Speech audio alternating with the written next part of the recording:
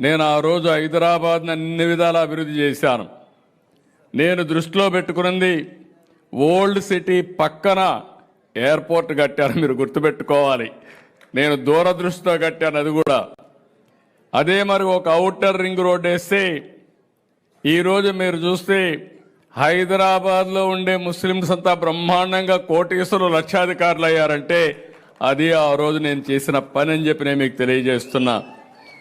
నేను ఎప్పుడూ ఒకటి చెప్పేవాడిని, హైదరాబాద్కి ఎవరు వచ్చినా నేరుగా పోయి ఓల్డ్ సిటీలో షాపింగ్ చేసే విధంగా పెరల్స్ని ప్రమోట్ చేసింది కూడా తెలుగుదేశం పార్టీ. హైదరాబాద్ బిర్యానీని కూడా ప్రమోట్ చేశాం.